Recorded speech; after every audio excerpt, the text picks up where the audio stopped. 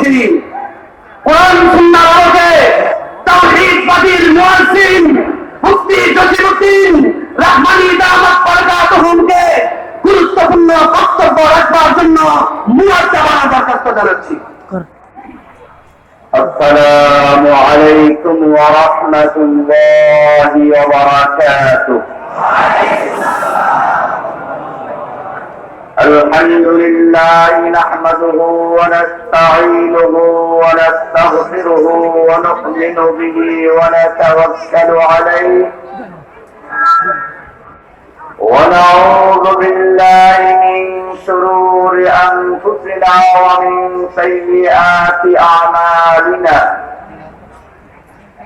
من يهده الله فلا مضل له ومن يضلله فلا هادي له وأشهد أن لا إله إلا الله وحده لا شريك له وأشهد أن محمدا عبده ورسوله صلى الله تعالى عليه وعلى آله وصحبه أجمعين। আল্লাহ সুবহানাহু ওয়া তাআলার মহান দরবারে শুকরিয়া জ্ঞাপন করছি, যিনি অদ্য 26শে সেপ্টেম্বর 2024 রোজ বৃহস্পতিবার নরসিংদী জেলার রায়পুরা ওলামা পরিষদের পক্ষ থেকে অধ্যকার সিরাতুন নবী সাল্লাল্লাহু আলাইহি ওয়াসাল্লাম মহাসম্মেলনে আসার তৌফিক ইনায়েত করেছেন, এজন্য বলি আলহামদুলিল্লাহ। দীর্ঘ 11 বছর 16 দিন পরে আবারও তাওহীদি জনতাকে সামনে পেয়ে আমার মনে পড়েছে 13 সালের ঐতিহাসিক ঘটনাগুলো, যখন বাংলাদেশের বুকে নাস্তিক মুরতাদেরা শাহবাদী গণজাগরণের নামে নাস্তিক জাগরণ তৈরি করেছিল এবং সেই নাস্তিক মুরতাদদের পৃষ্ঠপোষক, নাস্তিক মুরতাদদের বাতিঘর, ভারতের পোষা কুকুর শেখ হাসিনা তাদেরকে আশ্রয় দিয়েছিল। আমরা যখন দেখতে পাচ্ছিলাম তার পিতা বঙ্গবন্ধুকে নিয়ে যদি কেউ কটূক্তি করে তার জন্য প্রথমবার 14 বছরের সাজা ঘোষণা করা হয়েছিল, দ্বিতীয়বার যদি কেউ করে তাহলে যাবজ্জীবন সাজার ব্যবস্থা করা হয়েছিল। আমরা বলেছিলাম আপনার কাছে আপনার পিতার মূল্য থাকবে, এটাই স্বাভাবিক, আপনি তার জন্য আইন করুন, আমাদের কোনো আপত্তি নেই, কিন্তু মনে রাখবেন আপনার কাছে আপনার পিতার যত মূল্য, আপনার কাছে আপনার পিতার যত মর্যাদা, একজন মুমিনের কাছে আল্লাহ এবং আল্লাহ রাসূলের মর্যাদা তার চেয়ে লক্ষ কোটি গুণে বেশি। যদি বাংলার জমিনে কোন ব্যক্তি আল্লাহকে নিয়ে রাসূলকে নিয়ে কটূক্তি করে আর তাদের জন্য আইন করা না হয়, তাদের জন্য কোরআনের আইন বাস্তবায়ন না করা হয়, তাহলে বাংলা তাওহীদি জনতা আইন হাতে তুলে নিতে বাধ্য হবে। শেখ হাসিনা আমাদের কথা বুঝে নাই, বরং আল্লাহ এবং রাসূলকে নিয়ে যারা কটূক্তি করেছিল তাদেরকে তিনি আশ্রয় দিয়েছেন, পুলিশি পাহারা দিয়েছেন এবং গোপনে বিদেশ যাওয়ার ব্যবস্থা করে দিয়েছেন। এদেশের তাওহীদি জনতা যখন দেখলো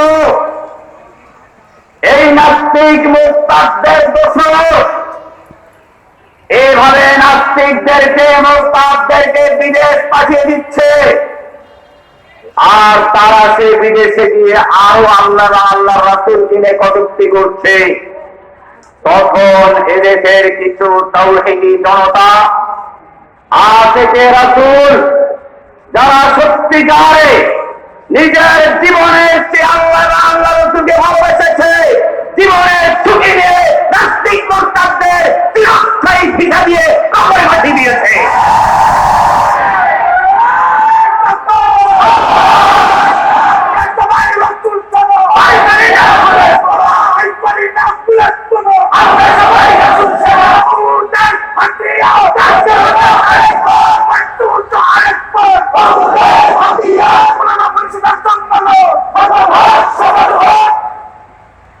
আপনারা জানেন আজকে সেই আশিকে রাসূল প্রেমের পরীক্ষা দিয়ে যারা কারাগারে বন্দী হয়েছে, আমি সহ এখনো কয়েকশো মানুষকে বন্দী করে রাখা হয়েছে, তাদের অনেককে ফাঁসির রায় শোনানো হয়েছে, একটা নয় প্রায় 8-10টা পর্যন্ত ফাঁসির রায় রয়েছে। যারা আল্লাহর জন্য রাসূলের জন্য জীবনের ঝুঁকি নিয়ে এরকম নাস্তিক মুরতাদদের কবর দিয়েছিল, আজকে তারা কারাগারে বসে কষ্ট পাচ্ছে। কিয়ামতের মাঠে এই লোকগুলো যদি গিয়ে আল্লাহর সামনে হাজির হয়ে বলে, ইয়া রাব্বুল আলামিন, হে আল্লাহর রাসূল, আপনাকে যখন গালি দেওয়া হচ্ছিল, আপনাকে যখন কটূক্তি করা হচ্ছিল, তখন আমরা তার প্রতিবাদ করেছিলাম, ওদের পাওনা চুকিয়ে দিয়েছিলাম, কিন্তু আমাদের জন্য বাংলাদেশের আশিকে রাসূলেরা, এদেশের ওলামায়ে কেরাম, এদেশের ছাত্র জনতা আমাদের জন্য কিছুই করে নাই। সেদিন আল্লাহ নবীর সামনে কি জবাব দেবে? ভাইরা আমার, আজকে আমরা এই প্রোগ্রাম করছি এমন একটি মুহূর্তে, বিশ্বের যে কোনো দিকে তাকাই একটাই চিত্র ফুটে উঠে, সমস্ত ইহুদি খ্রিস্টান নাস্তিক মুরতাদ ঐক্যবদ্ধ হয়ে মাঠে নেমেছে মুসলিম জাতির নাম ও নিশানাকে পৃথিবীর মানচিত্র থেকে মুছে ফেলার জন্য। কিন্তু মনে রাখবেন, আজকে ফিলিস্তিনি মুসলমানদের পাখির মতো গুলি করে হত্যা করা হচ্ছে, কাশ্মীরি মুসলমানদের হত্যা করা হচ্ছে, চায়নার সিরিয়ার মুসলমানদেরকে উন্মুক্ত কারাগারে বন্দী করে রাখা হয়েছে, আরাকানের মুসলিমদের বাড়িঘর পুড়িয়ে দেওয়া হয়েছে, হত্যা করা হয়েছে, লক্ষ লক্ষ আরাকানি মুসলিম আজ বাংলাদেশে আশ্রয়হীন অবস্থায় রয়েছে। চতুর্দিক থেকে ফরিয়াদ চলছে, বাংলাদেশের কারাগার গুলোতে আওয়াজ আসছে। কোরআন বলছে, ওয়ামা লাকুম লা তুকাতিলুনা ফী সাবিলিল্লাহ ওয়াল মুস্তাদআফিনা মিনার রিজালি ওয়ান নিসাই ওয়াল বিলদান الذين يقولون ربنا أخرجنا من هذه القرية الظالم أهلها واجعل لنا من لدنك وليا واجعل لنا من لدنك نصيرا। আল্লাহ তাআলা বলছেন, ওয়ামা লাকুম, তোমাদের কি হলো ওহে আশিকে রাসূলেরা, ওহে বাংলাদেশের তাওহীদি জনতা, ওয়ামা লাকুম, তোমাদের কি হলো, লা তুকাতিলুনা ফী সাবিলিল্লাহি, তোমরা আল্লাহর রাস্তায় যুদ্ধ করছো না, লড়াই করছো না, এদের জন্য ওয়াল মুস্তাদআফিনা মিনার রিজাল ওয়ান নিসা ওয়াল বিলদান, অথচ অসহায় পুরুষেরা, অসহায় শিশুরা, অসহায় নারীরা ফরিয়াদ করে বলছে, রব্বানা আখরিজনা মিন হাযিহিল ক্বরিয়াতিয যালিমি আহলুহা, হে আমাদের রব, তুমি আমাদেরকে জালিম অধ্যুষিত জনপদ থেকে রক্ষা করো, ওয়াজআল লানা মিন লাদুনকা ওয়ালিয়া, আমাদের জন্য তোমার পক্ষ থেকে পাঠাও ন্যায়নিষ্ঠবান নেতা, আমাদের উদ্ধারকারী, ওয়াজআল লানা মিন লাদুনকা নাসীরা, আমাদের জন্য পক্ষ থেকে সাহায্যকারী।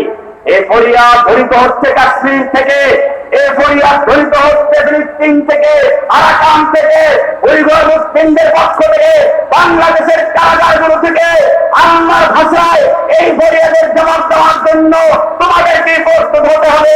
কবি ইকবাল তাই বলেছেন, মেরে তুঝে একবার করনি है जहां की रहबरी खुदा के नाम लेकर फिर आलम को दारवान है। যুবকেরা, আবার তোমাদেরকে সেই বিশ্বের নেতৃত্ব দেওয়ার জন্য এক হাতে কোরআন আর এক হাতে তলোয়ার নিয়ে ময়দানে ঝাঁপিয়ে পড়তে হবে। फिर तुझे बार करनी है जहां की रहबरी उस खुदा के नाम लेकर फिर आलम को दारवान। আবার সেই ইসলামের ঝান্ডা হাতে নিয়ে ময়দানে ঝাঁপিয়ে পড়ো। জেনে রাখো, তোমার সামনে বাধা পাহাড় আসবে, পরীক্ষা আসবে।